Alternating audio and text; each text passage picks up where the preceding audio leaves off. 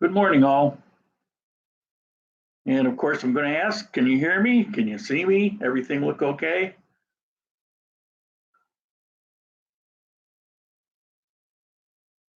I logged in a little early, so I'm not sure if this kicks in right at 11. Still trying to work all this out. Feel free to use the comments on the right side of your screen. Looks good. Okay, then it's coming through.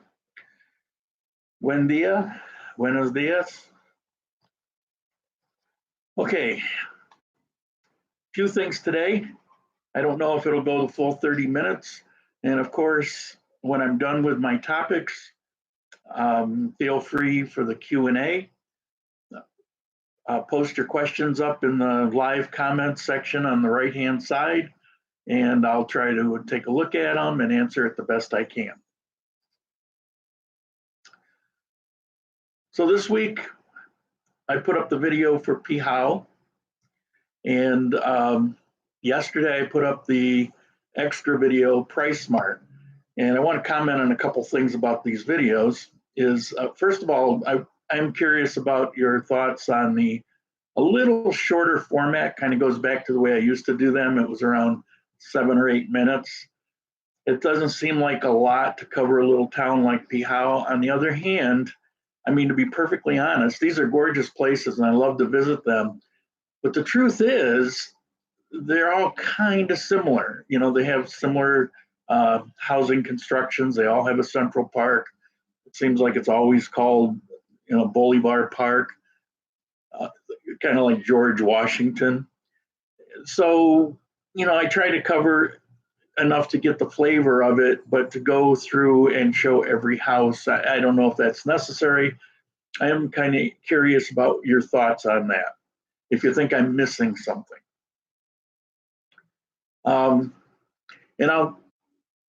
It was mentioned, so I will address it in the Pineda video, particularly as I'm walking through the Price Smart store. There's a lot of shaking and trembling going on.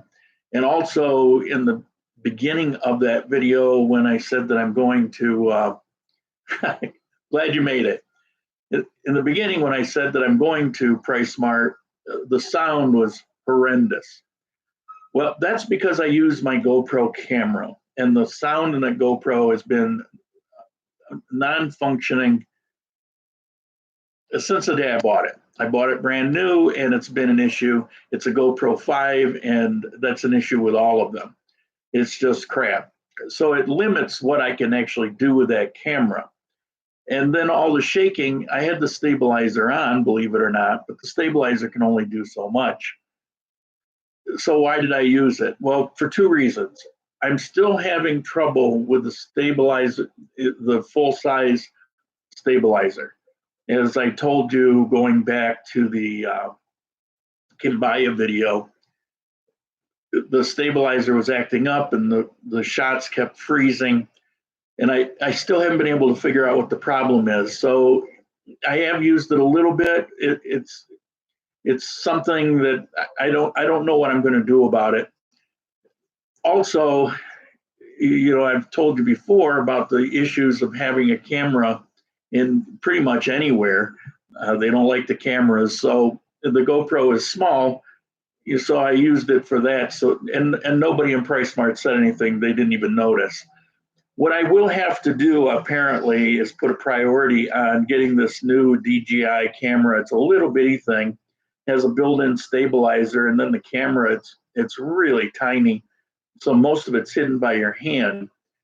But it's $450, so it's got to wait a while. But in a couple months, I should be able to swing it, and that should be the end of all of these little issues. But just to give you an idea, I was asked about it. Thumbs up on the shorter format. Okay. The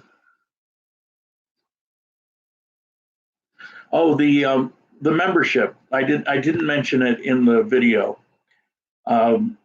It worked out to it's $28 for a 1-year membership. Plus you get an extra card, which I didn't take out. I don't have anybody to assign it to. But that means if you've got a friend or something, you could go in half and half, and then it's $14. I've got some comments about, Price Smart, it's ridiculous. What's the point? I want to support local businesses, and on and on. And I also, since you brought up, I noticed hardly any people were in the Price Smart. What I said going back in the neighborhoods applied to Price Smart. I arrived there as they were opening intentionally. I don't want to try to do videos where there's crowds. People walk in front of the camera, more people to notice that you have a camera, more people that are going to tell security, so they make you turn the camera off. So it was absolutely intentional that I got up early, got to the bus station, got there as they had just opened. So yeah, there weren't that many people, and that was the plan. Somebody said, well, they're not going to stay in business with so few people. Well, they didn't open yesterday. They've been there for a long time. And if you look on their website, they're all over Central and South America, and they're doing a really good business. Just like in the United States, they do a particularly good business with restaurant owners. They can go there and buy this stuff in bulk and save a lot of money. And you can save money. For example, and I didn't cover it in the video, but shampoo comes in these big containers. If you figure it out, you're getting it about half price if you go to any of the stores. And that's not just like Pantene or Pantene, as they say it here, but it could be a local brand. They also carry that. Toilet paper, yes, you're getting this big giant thing, but you're getting it for less than half the price. I bought a jar of peanut butter that was the same price as if I went to the Olympica here, except it's more than twice the size. So it's, less than half the price, for the same amount. So you not only can get things that you can't get anywhere else, and you can get very, very high quality things, but you can also save money on a lot of the basic things. So, so there's that. What was I saying on the video? Oh, I got distracted by the question.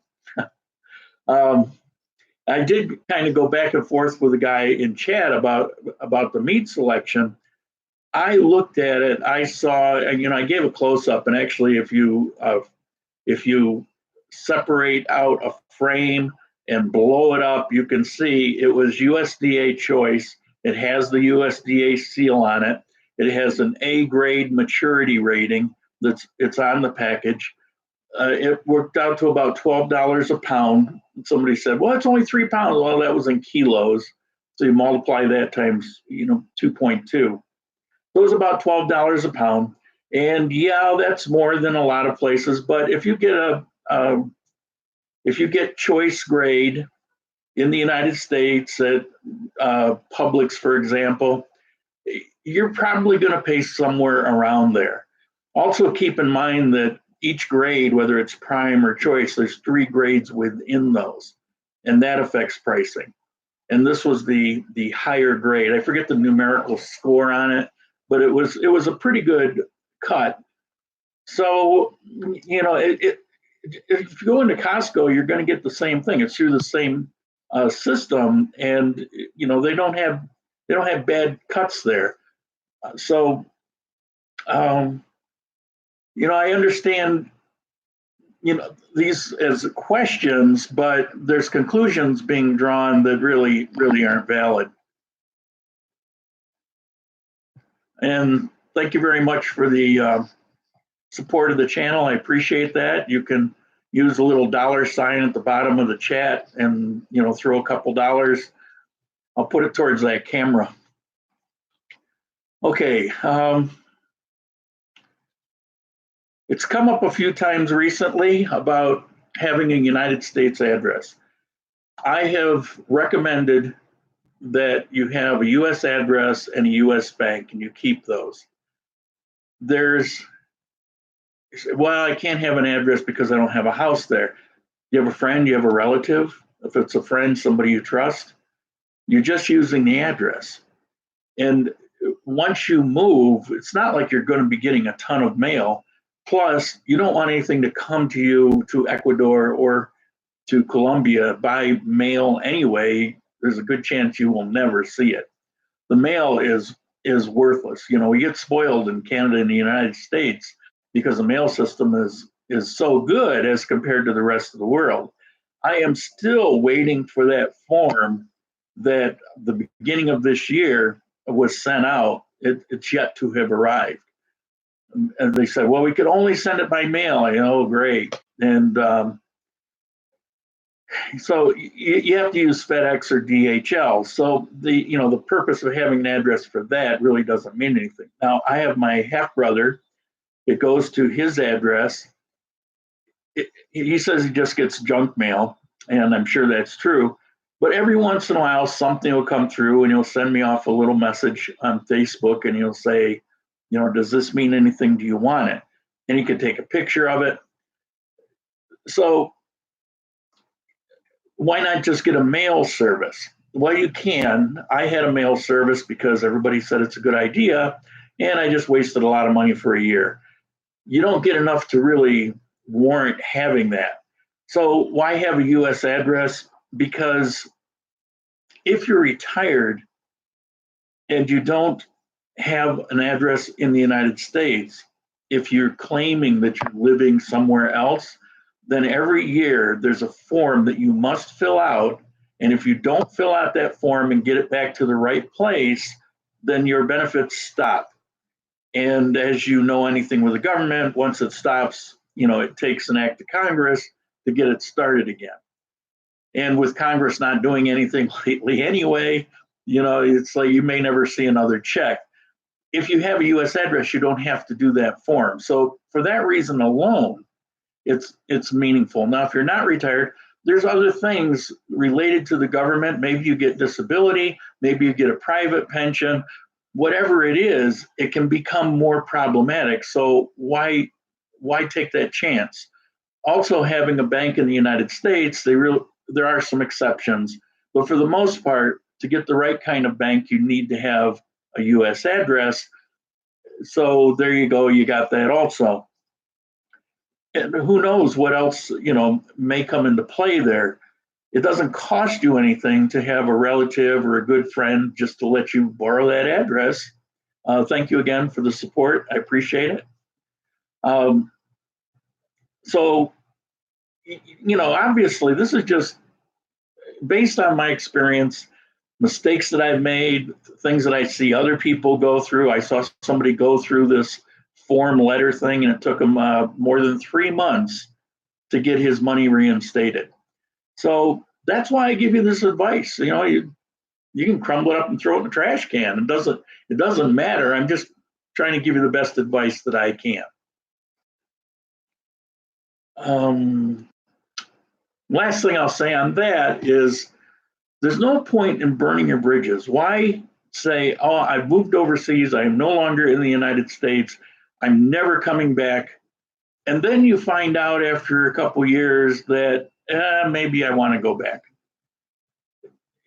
It's more problematic to get things rolling if you had actually extricated yourself from the country and now you're trying to come back in, versus if it appears that you were there all along, but you were just off on vacation or, you know, living with the gorillas for a while.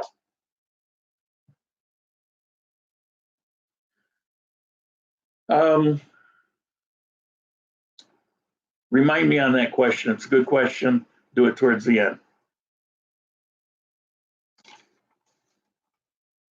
Yes, I have some notes here. I will mention when I was in Pereira, I tell people all the time I don't like Pereira. One of the reasons is it's too hot.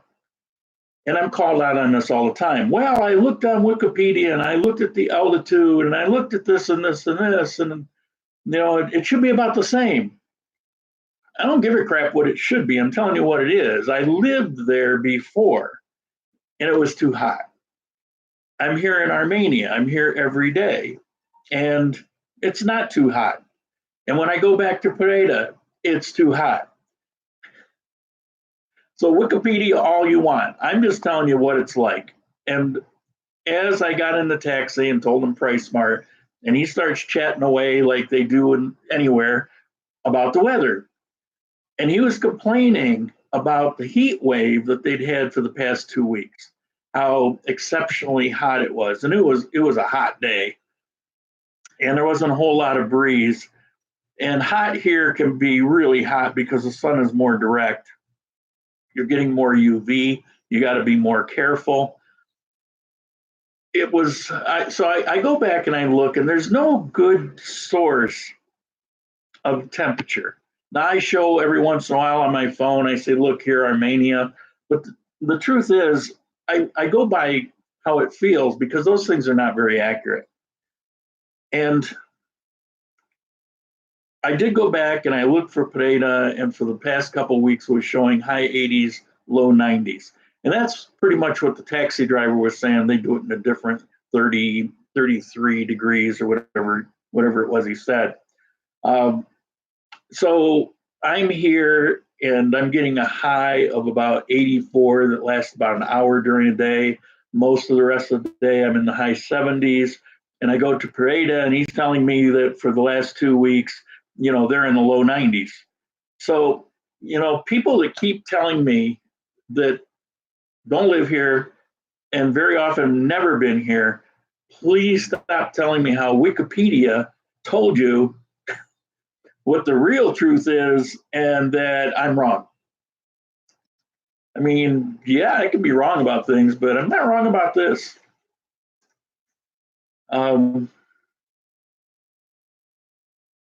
Okay, Gringo price. I got a correction. Coffee time, last one or the one before, I don't remember which one, but I was talking about driver's license. And I was talking about a driver's course. And sometimes when you're shooting off the top of your head, it's like you got to stop and think about it. My brain is kind of a one-track thing. I can't go off in different directions. That was when I was younger, I could do that. I could do the juggling. Now I'm lucky if I can get the one. And so I mentioned the driver's course, and I think I said about $1,000, and I was completely wrong. It's about $300, a little under $300 for the 2-week driving course, and pretty much guaranteed license at the end of that. So don't want to forget that correction. Gringo price paranoia. Yeah, nobody wants to be Gringo price, but I got this comment that was really bizarre, and I'm not ripping on him.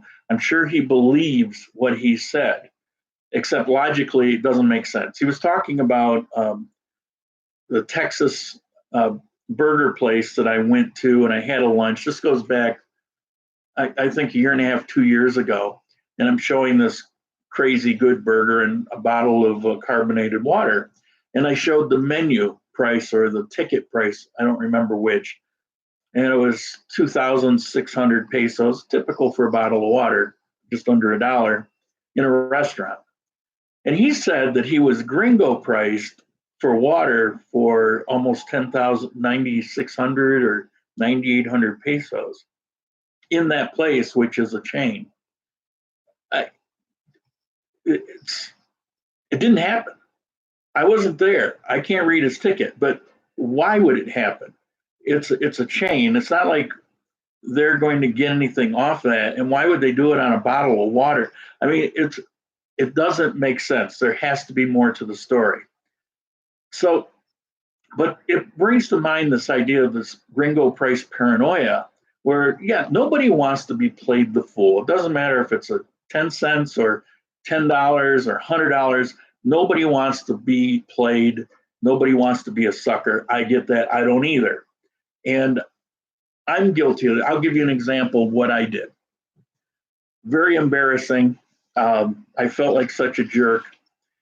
Going back a few years ago, on first or second trip back to Colombia after living here a long time ago, I get in a taxi, and I wasn't sure exactly where I was going. That's why I took a taxi, so that he could take me there and I wouldn't get lost. So It turned out it wasn't very far at all. We didn't even hit the minimum charge on the taxi. So the fee came up to, I think it was like 3,500. And the minimum rate on a taxi here is 4,500. And there are some exceptions to that where it can be higher. I completely blanked out on the minimum rate. And he's hitting me up for 4,500. And I feel he's trying to jack me up for 1,000 pesos. 1,000 pesos. I mean, think about it. 30 cents. I refused to pay him. I was very indignant. I was the ugly American. I was the bad gringo. I felt, just this thing where you're not going to play me. I'm not going to fall for this. And I got out of the taxi, and he said, "Fine, just go." He's thinking 30 cents not worth me wasting my time here. So he takes off. And then later, whatever triggered it, I realized I cheated him. It was a minimum, and you have to pay the minimum. And I completely blanked out on it. I mean, I knew that in Ecuador. I think I knew that here. It was a while ago, but I certainly didn't know it in that moment. And I felt I was completely right, and I was wrong. And I cheated him. And the thing is, there can be misunderstandings, particularly if you add in, language situation. There could be misunderstandings. You could take a taxi, and he's going to charge you $5,500 or 5,500 pesos for a minimum charge. Well, I know it's 4,500. Well, on Sundays it's 5,000, but it's 1,000. It's 1,000 more than normal if it's on a day of a holiday. So there's variations. The buses are 1,900, but it's 2,000 if it's on Sunday. So there are differences, and they're posted. If you look at a taxi, it'll have a thing, and it spells it out. But if you don't understand Spanish, you're going to miss out on that. So we're paranoid that we're going to be played for a fool. And the thing is, it's understandable. And if you're in a place like Medellin, or if you're in a place like Quito or Cuenca, big places where lots of gringos come, yeah, you really got to beware, because, probably 25% of the time, somebody is trying to get you. But when you're in a place like Armenia, where, you hardly ever see other gringos, and it's just not like that. And the longer you live here, the more you see that it's really not like that. Then you have to understand that this paranoia, you got to let it go. And you really need to understand what's going on before you kind of dig in your heels, even if that means you're going to lose out on 30 cents. I wish I could have found that taxi driver and, thrown myself at his feet and begged his forgiveness. I felt horrible that I not only cheated him out of his money, but that I was so indignant about it. Anyway, beware of the gringo priced paranoia.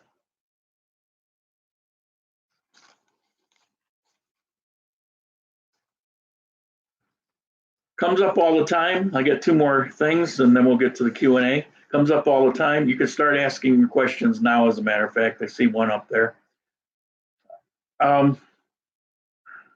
Teaching English. I don't have any kind of retirement money, but I want to come there and teach English. Well, you can get a visa, by the way, if you come here to take an English class or a Spanish class. That will allow you an educational visa. And there's places all over that will do that. And it's really not all that expensive as long as you're in the class. Just a little side thing. But teaching English, and this is Ecuador and Colombia. First of all, to be in any kind of real institution, you need to have a bachelor's degree. You generally need to have teaching as a foreign language certificate. And sometimes they may want you to have some teaching experience, or even a certificate for teaching. So you need to have all that. It's not like you're just going to kind of roll in. I graduated high school and I speak a good English, and you're going to get a job. Now, some of these small, independent English little institutes may take you and pay you something. You're not going to get much. The best pay I've seen is they take care of your visa, a couple other perks, and they give you 1,000,000 pesos or 300 and some dollars a month. And it's basically full time. So the pay is not going to be real good anyway, but the chances that there's this image that so many people have, I'm going to go there and make money teaching English. No, probably not. You know, you never say never, but the chances of it are really slim. If you want or need to earn money when you're here, you got to look at the internet. Stay away from the tax issues. I talked about this last time, and focus on have the money put into your Canadian or US or wherever you're from bank, and work that out. Spend your time working that out. You really need to stop thinking you're going to come here and just because you speak English that you're going to get this great teaching job.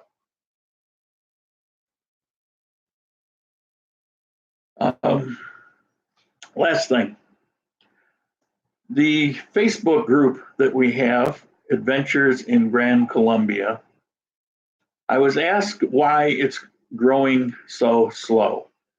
It's like 1 or 2 new people a week, maybe not even that much. And you're absolutely right. It's been up for 2 years, maybe, year and a half, and we haven't even hit 200 people. You don't see me trying to drum up people to get in there. I'm only interested in people getting in there that want to be in there, that are of a certain mindset. And that mindset is to be nice to each other, to have real questions. Now, if you go into Medellin expats, they've got well over 10,000 Quito or Ecuador expats, and look at that. They let a lot of people in. I'm not saying they don't have screening, but there's so many people that get in. And if you post up a question, you get trolled. You'll get 2 or 3 people that will actually address the question, and then you get a zillion people that just want to chime in with their nastiness or tell you all the reasons you're wrong. This guy asked about a gastric bypass, and he got 50 responses telling him how he can not be fat anymore, which wasn't what he was asking. And it may be about that, but there are legitimate medical reasons to need one also, and people don't know. In other words, there's just all this negative nastiness. I get a lot of people that want to subscribe to our group, but a lot of them I boot. If it's a profile that's relatively new, there's no pictures, there's no information, I don't let them in. I go and look at their page. I take the time. I go and look at their Facebook page. And if I see all this negativity, I don't let them in. I don't want it in our group. I don't care what their politics are. But if they're nasty about it, or if I see that they have a history of turning everything into politics, I don't let them in the group. They can be communists. I don't care about that, but don't bring bad attitude and infect the group. I don't want to be part of a group that is like some of these others, where it's just, you just don't even want to go look at them because you have to go take a shower afterwards. So that's why Adventures in Grand Colombia, it's not growing by leaps and bounds. I probably delete on average 1 a day that's requesting, and maybe 1 or 2 a week get in. So that's why. Okay, let's address a couple questions here. Will Colombia allow you into the country with a one-way ticket? I'm pretty sure that I'm going to be right on this. It's not the country that does it, it's the airlines that do it. because if for some reason you're rejected, they don't let you in at immigration. And if you don't have an ongoing return ticket, then the airline becomes responsible for the cost of that flight to take you back. Now, that may or may not be right. I know I've got a stewardess that watches these. Maybe she can, chime in and help me, but I'm pretty sure that's the truth. I do know it's the airline, where some airlines are adamant about it and other airlines never ask. I was never asked. I flew American to Ecuador, never asked me. I had one, and stupid me, I actually bought the return ticket, so $600 down the drain. But what they will accept is a bus ticket. So you can get an online bus ticket. Let's say you fly to Colombia, buy yourself a $20 bus ticket to go to Ecuador. Then if you don't use it, you're only out to $20. So the country doesn't care. It's the airline that cares. You can ask the airline themselves if it's an issue with them, but they can reject you if you don't have it. Okay, made a donation on GoFundMe. Thank you very much. I appreciate it. Maybe we'll get that camera sooner than a couple months. Is humidity a factor in Armenia? Yeah, humidity is a factor everywhere. Armenia tends to be on the humid side because we get so much rain. But I've also told many times about the breeze. So for me, and I do not like hot weather. And for me, hot weather is anything 80s and above. And I especially don't like hot, humid weather. There are very, very few days here where I feel uncomfortable. As a matter of fact, this year, I can think of one day, and that was for about an hour, maybe 2 hours. We have had a pretty warm year in Colombia in general. But then if you're in the United States, you know about that as well. I mean, you just went through a pretty good warm spell. We don't get anything like that. But here in the Andes. So yes, it's humid. Is it a factor? I don't know. If I hang up my clothes, they dry quickly. On real humid days, that's not the case. It's the breeze. It makes all the difference in the world. So the weather is pretty awesome here. Water in Ecuador isn't that good. Parasites, etc. How is it in Colombia? It depends. And it depends in Ecuador. For example, where I lived in Cuenca 2 different times, I could drink the water. I did drink the water. I never had a parasite problem. I would not have done it in Giron. But there are places in Cuenca, most of the issue comes from the infrastructure, the pipes. And where people tend to get sick is water goes out a lot in Cuenca. They turn it off for one reason or another. I think it was because for several 2-3 years, the tranvia was affecting water, but I'm not sure. It would just go off, every couple of weeks. When they turn the water back on is when you'd have the most danger. You really don't want to do anything with that water till you run it for a little while. But yeah, it's problematic in Ecuador. I know a number of people that have had parasite issues, and it can be life-threatening. It can affect you in many ways. Here, local people tell me all the time to be careful with the water, and you want to listen to them. But the people that tell me that live in the South. In the North, we've got newer infrastructure. In my building, we have our own water plant. It's for pressure to make it up to the top, but it's also got a filtering system. My water is awesome. I've been drinking it. I've been here 8.5 months in this building, and I've been drinking it for 8.5 months, and I'm fine. Well, at least as far as that goes, I'm fine. So I guess know your situation. Bottled water is plentiful. It's cheap. You can start with that. You can have your water tested. I did a little thing like put it in a jar and let it sit 2 months later, it's still crystal clear. Well, you can laugh, but that means something. If there's things growing in there, you're going to find evidence of it. Water, how's water in Detroit?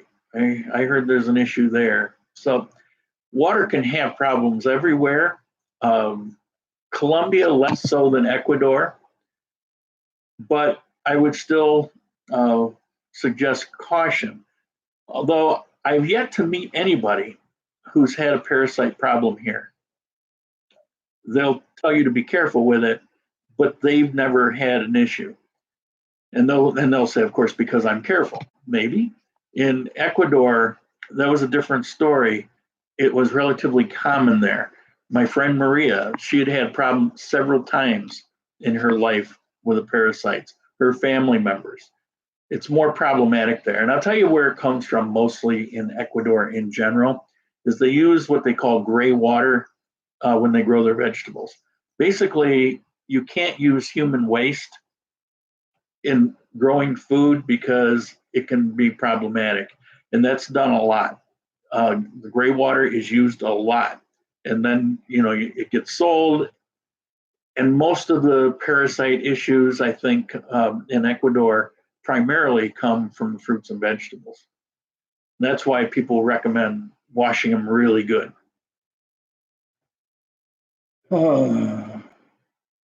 Is that medical service gastric bypass offered in Armenia? Beats me. Probably could use it, but I have no idea. I can't answer something I don't know. There's 2 hospitals, one in the south, one in the north. The hospital in the south, everybody tells me, is a nightmare. They also tell me that only criminals go to that hospital. I don't know. I don't believe that, but people just say these things off the top of their head. The hospital in the north is, from what I understand, a pretty good hospital. The best hospitals in Colombia are not in Armenia. It's not that they're bad or not that it's bad, but there are world-class, top-line, highly rated hospitals in Medellin, Bogota. I think there's one in Pereira, but I can't swear to that. I don't remember now the list.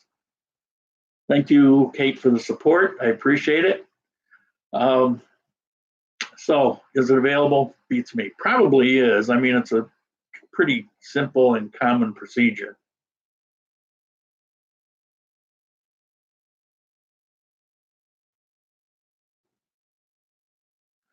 I'm not a big city guy, but am I hating Medellin or Bogota less? I mean, less than what? I'm not. They're not new to me. I haven't been in Medellin in years. Bogota, I was there years ago. I've been several times since I've been back. I just don't like big cities, period. And when you add things like amount of crime or pollution or filth, garbage in the streets, like in Cali, it just keeps dropping on my list. Cuenca was really on the big side for me, although the way it's broken up, it was okay. That wasn't my issue in Cuenca. And it's a nice city. Pereira is about the size of Cuenca, but it's really kind of spread out, but it's too hot. You got way too many refugees there, which, it's the employment issue, which adds to the crime issue. A lot of things going on there. Medellin is a spectacular city, and if I like big cities, I might want to live there, but it's also very expensive. So they're just not my cup of tea, but please understand that is strictly biased personal opinion. And you may go to Medellin and fall in love with it. You could go to Pereira. I could completely understand where if you don't mind heat and you don't mind a bigger city, where Pereira would be a wonderful choice for many, many people. So, don't rule these out just because I don't like them. Best method of withdrawing money from a U.S. bank when you're in Colombia, ATM card. Absolutely. You don't need large amounts. Although you can take out large amounts, you can go back again and again and again. That'll really just be restricted by your bank, whatever that is. But I have a backup. I use World Remit as a backup. What if I lose my ATM card? And I've done it twice in the last 4 years. Lost my ATM card.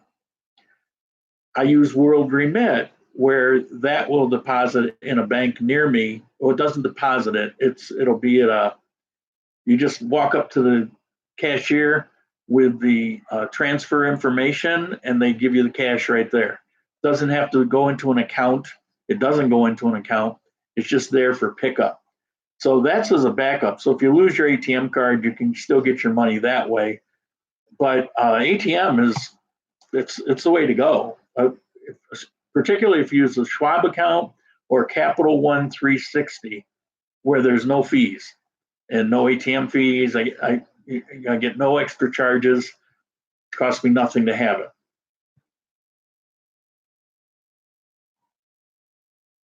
Any chlorine, fluoride, et cetera, added there to the water? I hope so. I'm not big on conspiracy theories, and I understand why those things are added, and I hope they are. But I can tell you, I never taste anything. I never get any kind of chlorine smell. Even here, they had to work on the water plant, and it shut off for a while, turned back on. You never get that Clorox smell. So I don't know.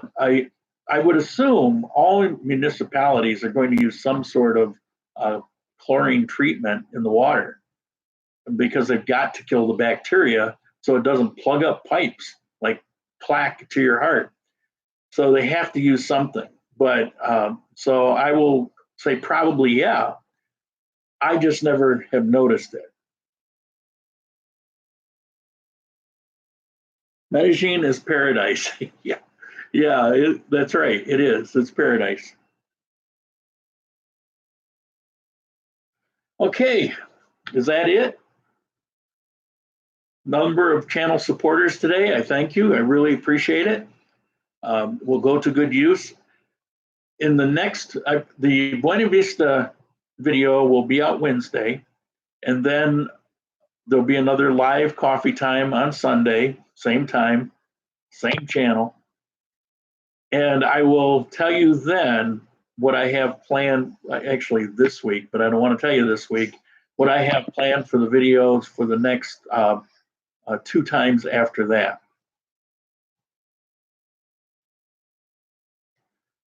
Last question. Is the rent in Paranoia similar to Armenia? Well, similar. Similar. It will be a little higher, but not as high as Medellin. Medellin is kind of, it's gone crazy. It's really gone crazy. I was looking at this one place, granted, gorgeous place, $8,000 a month, furnished, beautiful place, penthouse, but 8,000. I could probably get New York City for about that. Paranoia. I have looked at some rents there, and they are similar. I would say maybe a 10 or 15%, 20% bump more. Armenia is particularly pleasant when it comes to all costs. It's very nice.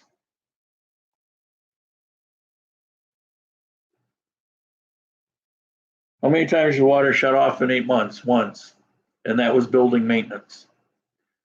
So no, we don't have water shut off issues here. In Cuenca, it's like every other week. But again, I think that had more to do with the Tranvia. I don't know that that was a normal. Well, it became the new normal because it went on year after year. But you know, I think there were extenuating circumstances to that. Although when I lived in Giron, I lost my water at least once a month. You know, so it's a different world. This is modern, first world, and Ecuador is different. It's different. Okay, that's it. Thank you very much. I'll see you at the next coffee time, and enjoy the Buena Vista video coming up.